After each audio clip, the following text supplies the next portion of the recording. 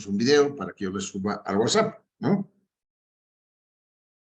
Bien, entonces coordenadas planas o topográficas noroeste destacas en curvas circulares con espirales. Ese es nuestro tema que nos va a tomar hoy día seguramente, ¿no? Hasta las 12 del mediodía.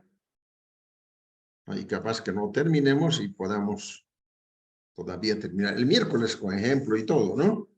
Acabo de ponerles un aviso, no sé, un momento, recordando ya la fecha del primer parcial, 24 de mayo, horas 20:30. Tal cual como quedé con la dirección de carrera, examen escrito presencial, ¿ya? En aula.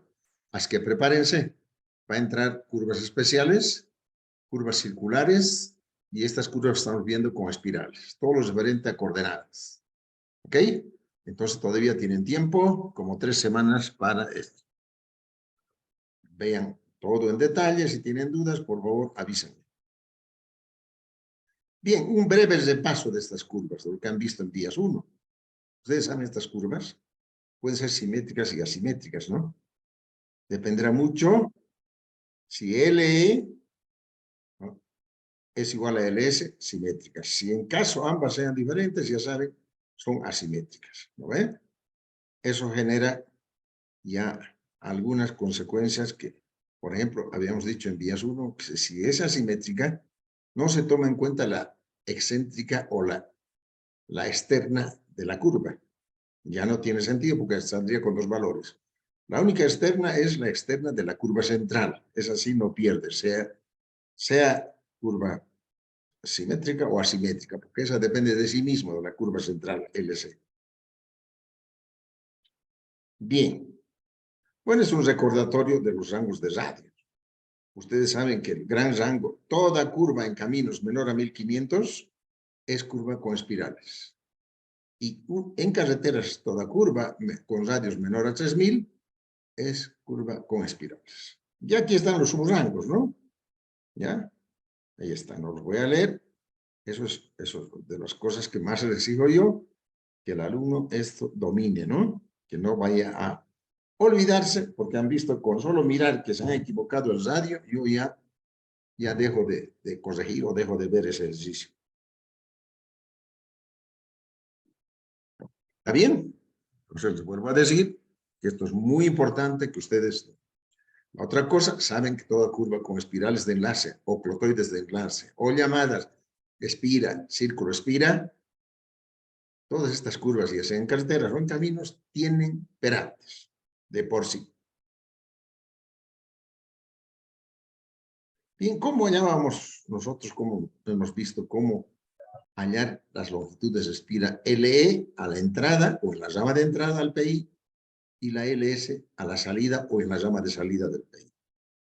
Habíamos adoptado el método abreviado de la metodología que utiliza Dirección Nacional de Vialidad Argentina, porque eso es el más concreto y el más acertado en mi criterio, ¿ya? Y los 3 criterios que hemos visto ahí, el criterio de comodidad, el criterio de apariencia general y el de apariencia de borde. Ahí están sus fórmulas. Aquí no es más que un simple reemplazo, porque están todas en función de la velocidad del proyecto y el radio. Y el criterio de apariencia general solamente en función de la velocidad del proyecto. Siempre tiene que ser mayor o igual a 30 metros. ¿No ven? Y este era otro criterio que más importante para nosotros, porque este criterio se ocupa de resguardar la distancia respectiva a la longitud de espira respectiva mínima para que haya transición del peralte en esa espira. ¿Ven? Los temas que vamos a ver también en la materia. Por eso esa longitud mínima de espira era igual a lo que es la longitud del desarrollo del peralte, que no era más ni no era menos que el ancho de un carril por el peralte en porcentaje y la pendiente relativa de los bordes respecto al eje de rotación en la vía. Esa pendiente relativa en porcentaje es 0.85 menos velocidad de proyecto sobre 253. Reemplazando eso, yo tenía que la longitud de espira o de espiral mínima era igual a ese DES. Bien. Y después nosotros habíamos adoptado ese intervalo. Esto no dice nada la ABC ni nada, ¿no? Pero con el tiempo se han ido, nosotros hemos adoptado nosotros, mi persona especialmente, ¿no? Este intervalo. ¿Por qué? Porque la mayoría de los países a lo largo de estos tiempos han ido disminuyendo sus longitudes de espira, a tal punto que los argentinos ya eligen la longitud de espira mayor de esos tres criterios, la mínima. Esa la redondean y esa es la longitud de espira. Nosotros todavía estamos aumentando un 50% más.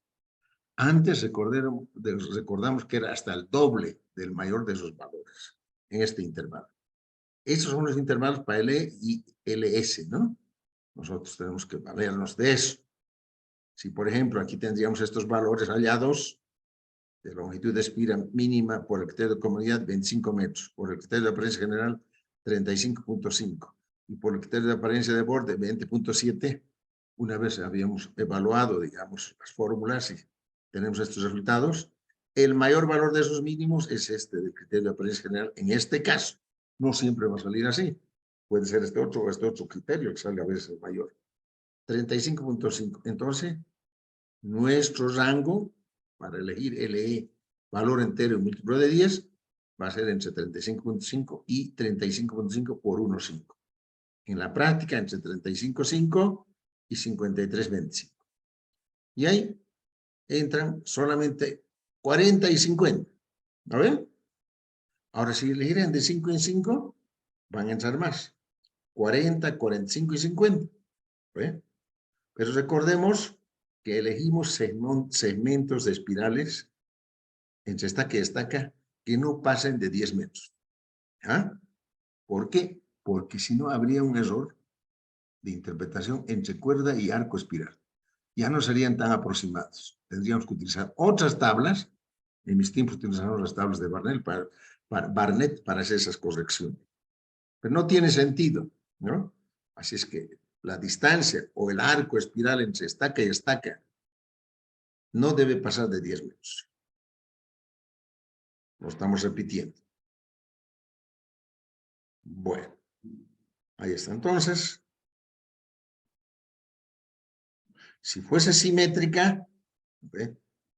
En este caso, interpretaríamos así. LE y LS podemos reír entre 40 a 50 para ese ejemplo, en este intervalo.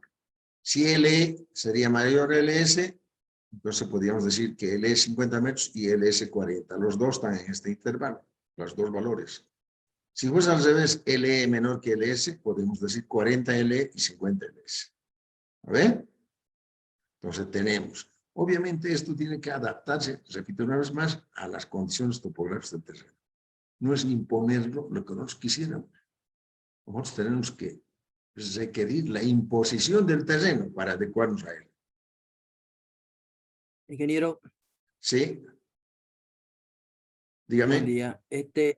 Disculpe, ¿es necesario multiplicar para sacar el LE o LS, multiplicar, digamos, el LMIN por 1.5 o también se puede por 2? Lo No, no, digo porque año anterior yo avancé con el ingeniero Efraín Ojeda y nos hizo hacer un proyecto en Vías 1 y yo para sacar el LE o LS multipliqué por 2 para sacar el LE. claro. Claro, eso se hacía antes, ahora ya no. Las normas van evolucionando, ¿no? Yo, año tras año, yo estoy revisando las normas, ¿no? Y viendo qué es lo que está pasando. Por eso les digo, ahora solamente por 1.5, ya no por 2. Y estoy seguro que en los próximos años va a ser el L min mayor nomás el que va a utilizar. O sea, ya no vamos a, por ejemplo, ya seguramente este 35.5 será el valor mayor de esos tres criterios, se lo vas a redondear a 40 y esa va a ser la espiral. Eso ya hacemos Argentina. ¿Ya? Eso ya hacemos Argentina. ¿Por qué? Porque se dice que en los extremos de una curva de este tipo, en los L y LS, se crean problemas de drenaje. ¿Ya? O sea, hay problemas de detención de agua. Bien. Entonces, y esto también para ustedes un repaso, lo que tenemos que hallar elementos geométricos de ambas ramas y las coordenadas notables X, Y, P y T. ¿Ve? Entonces, todo esto necesariamente nosotros vamos a tener que hallar para hallar nuestras coordenadas planas topográficas N y E. en la rama de entrada y en la rama de salida, si son asimétricas, ambas. Si son simétricas, son los mismos valores, ¿no? En la entrada y en la salida. ¿Ya? Entonces, esto es recordarles a ustedes que aquí en estas fórmulas, por ejemplo, el tita e al cuadrado al cubo, obviamente es en radianes. No puedes poner. Y aquí cuando intervienen funciones trigonométricas, si van a utilizar el Excel, es en radianes. Y si es una máquina cualquiera de calcular, no hay problema, ustedes ya saben, ¿no? ¿Ya? Recordarles también que en cada lado hay 3 tangentes. La tangente de entrada, en la rama de entrada, tangente larga de entrada y la tangente corta de entrada. Las 3 aquí tienen una función bastante importante. ¿Ya? Obviamente al otro lado también va a haber 3. Y con la del centro va a haber 7 tangentes ahí en esta curva. Ahí está en la rama de salida. ¿Qué ha cambiado? Solamente interviene LS en las mismas fórmulas. Y eso hace que tita se vuelva tita S. O sea, el ángulo lateral a la salida o en la rama de salida. Y las mismas fórmulas. ¿Ok? Fíjense, no estoy poniendo ahí la externa, porque esto es asimétrico. Si es asimétrico, lo pongo, ¿no?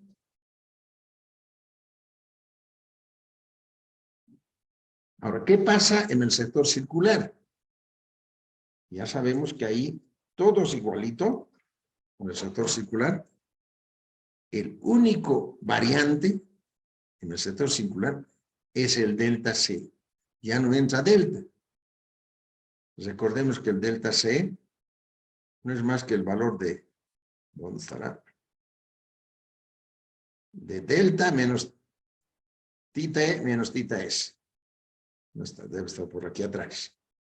Ese es el ángulo al centro en la curva circular, porque ya se reduce al centro, ya no es delta en toda la amplitud de la curva. ¿No ve? Este delta C que está apareciendo. Por eso la tangente radio de la curva, tangente delta C medio. Y en todo delta C. Eso. Y las mismas fórmulas que hemos visto en vías 1 para una curva circular. ¿No ve? Los 5 elementos geométricos que nosotros conocemos. Aquí, por ejemplo, aparece la externa. ¿Está? Sí o sí, porque es externa de la curva circular, no de toda la curva. ¿Lo ven? Ahí está el delta C. Delta menos tita E menos tita S. Y el desarrollo aquí normalmente ya lo llamamos longitud de curva circular. Pi por radio por delta C en 180. Entonces la longitud total de la curva es la longitud de la parte de entrada espiral más la longitud circular del centro más la longitud espiral de la salida. Los 3 arcos, dos arcos espirales y el del centro sí. Esa es la longitud que va desde el TE hasta el ET. Miren, hasta aquí todo es, ¿no ve? Vía azul. ¿Por qué? Porque sin esto no podemos hacer nada en vías 2. Y esto, ¿qué es el replanteo por así se ordenadas en el sector espiral? LE o LS al otro lado. Aquí se los he puesto de frente, tal cual como vimos en vías 1, el sector espiral de entrada. Al otro lado será lo mismo, tan solo en vez de T va a pasar ET, avanzando hacia el centro de la curva. Entonces ahí hemos puesto un punto P, cualquiera, o un punto que yo suelo poner, llamarlo genéricamente estaca I e I. ¿No? Aquí he puesto un punto P. Ese punto P va a tener su X y su Y. Y así todos los puntos P.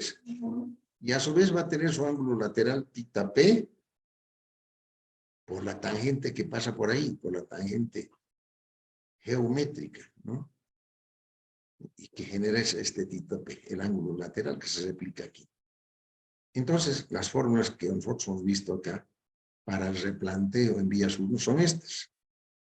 Dado el arco, ¿no? Acumulado, fíjense el arco acumulado hasta ese punto, desde la base, en este caso, el L, de este punto P, es ese. Si, por ejemplo, estaría a 30 metros, entonces 10 más 10 más 10, 30 metros. No es el arco parcial, ¿no? El acumulado. Al otro lado de este LT va a ser lo mismo, con las mismas fórmulas. Entonces, ahí está. Esto es radianes. El arco acumulado al cuadrado sobre 2 veces la longitud espiral de entrada por el radio. Y aquí su X es el arco acumulado 1 más tita P en radianes al cuadrado sobre 10. Y aquí Y de ese punto P es el arco acumulado hasta ese punto, tita P en radianes menos sobre 3 menos tita P en radianes al cubo sobre 42. Cuidado, hay algunos que todavía no se han percatado que un ángulo en grados no se puede elevar a exponentes, ni sacar las raíces cuadradas. Tienen que volverlos radianes. Radian no es más que un número. ¿Está bien? Quiero que me comprendan bien. Si yo hago esto para un punto, voy a hacer para todos los puntos aquí. Pues en resumen, yo puedo hallar con X y todos los puntitos y unir la curva. No necesitaría de CivilCAD, ni AutoCAD, ni Pitágoras, ni nada. Punto por punto yo coloco aquí y los uno y ya está mi espiral. ¿Lo ven? Básicamente eso es un software gráfico. Nosotros podemos unirlos con una cercha tranquilamente y formamos esta curva roja. Exactamente. Bien. Entonces, ya con ese criterio del replanteo por abscisas y ordenadas X y Y, dado el arco acumulado desde la base, se nos van a formar este tipo de planillas de replanteo. Las estacas ahí van a estar. TE va a corresponder al número correlativo de la estaca correspondiente. Por ejemplo, si estamos en la curva 20, no va a ser su 0. TE será la estaca, qué sé yo, 521. E1 la estaca 522. E2 la estaca 523 y así sucesivamente. Ya, secuencialmente, cada estaca lleva un número mayor, ¿no? ¿Ya? Así. Entonces, a lo largo de un eje vial puede haber 10.000 estacas, ¿no? Tranquilamente. Aquí están los arcos que separan a las estaca a estaca. Se supone en TE todo va a ser 0, a excepción de la progresiva. Entonces, ¿esto por qué? Porque ahí está el eje. ¿A ver? Entonces, vamos a tener el arco acumulado, el tita, el X y el Y. Este tita no sirve para nada, salvo para los cálculos de X y Y. ¿No ve? Incluso algunos ni lo ponen, pero sí lo calculan. Y aquí las progresivas. Y fíjense, estoy poniendo desde el TE hasta el S. Desde la estaca de TE al S. Fíjense bien, ahí ya estoy poniendo eso. No me puede estacionar en el S, se puede, pero es un procedimiento mucho más largo. Eso yo normalmente lo veo en las maestrías o en las especialidades. ¿Lo ven?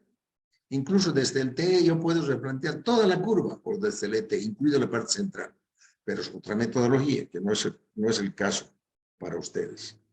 Y al otro lado, fíjense, en la rama de salida, donde está la espiral de salida LS, hago lo mismo. Pero aquí, fíjense, hipotéticamente he puesto una estaca 60, de acuerdo al avance que se tiene. Ahí está mi estación. De ahí voy a ir al centro, pero no al centro a unirse las dos espirales. Ese es un caso particular cuando la LC igual a 0, aparece la curva expira, 0. Tampoco no sabemos porque no es parte de los programas, los casos de casos especiales de las maestrías. Entonces, LE aquí arriba, LS aquí abajo. Y al medio todavía va a quedar el LC, que es más grande, porque están estas dos espirales. Nosotros en el gráfico a mano alzada a los lados aparecen grandes, pero ya en la gráfica son apéndices. La parte central suele ser mucho más grande que los extremos. Entonces aquí yo voy de S al CE, así como he ido en la entrada de T al S. Entonces hay que pensar que entre S y S todavía queda el sector C. Aquí estamos hablando de las espirales LE y LS. A ambos lados. Es muy importante que ustedes se ubiquen. Miren aquí, las flechitas son para eso, ¿no? Incluso esta parte de estacas, esto que está aquí indicativo de color rosadito, amarillo, lo puedo poner aquí abajo, así como he puesto aquí arriba, porque estoy yendo hacia arriba. Entonces, este es un formato que no tenemos que olvidar. Bien. Ahora, fíjense esto, todo es vías 1. Hasta ahorita no hemos visto vías 2. ¿Cuál es el método de planteo? Por deflexiones en LE y LS. Recordemos que deflexiones es básicamente un método que deriva del método de coordenadas polares, ¿no ven? Del levantamiento por radiación polar. O sea, es una estación unido, distancia y ángulo horizontal.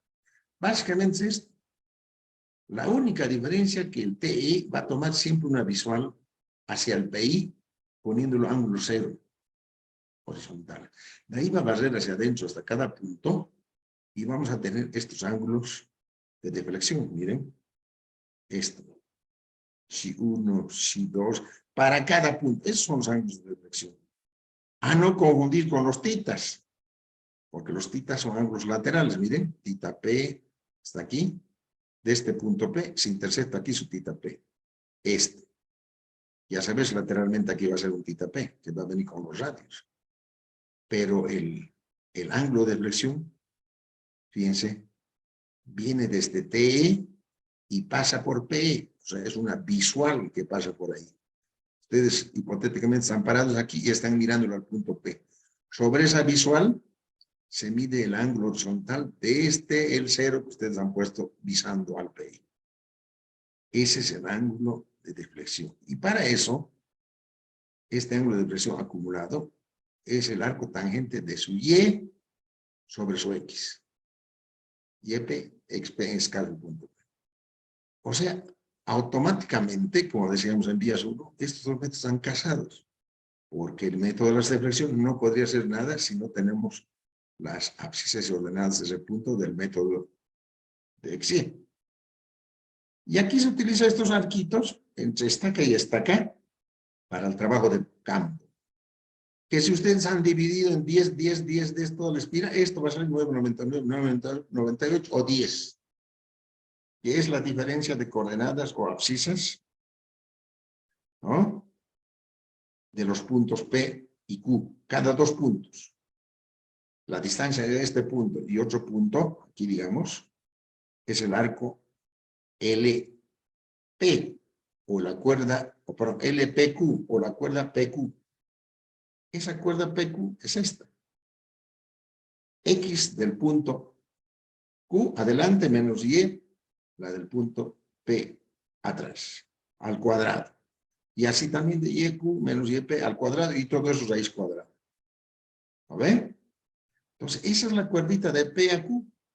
De P a Q, si este es Q, este puntito.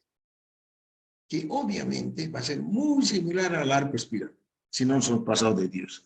A ver, hagan la prueba de poner 15, ya van a ver que la cuerda no va a ser igual al arco, va a haber diferencias. Por eso es recomendable que no se pasen de 10. Entonces, o estos dos, el ángulo de deflexión acumulado y la cuerda parcial en las estacas que se ponga en toda la planilla, se está haciendo ya el método de planteo por deflexión. Y ojo, este método nos permite caminar trabajando sobre el eje de la vía. En cambio, el método de abscisas ordenadas tiene la dificultad que tenemos que caminar para medir X sobre la tangente o sobre la visual que va desde el TE al PI. Entonces, ahí en zonas de montaña ya es dificultoso, ¿lo ven? Es muy dificultoso. ¿Está bien? Si hay alguna pregunta, ya saben.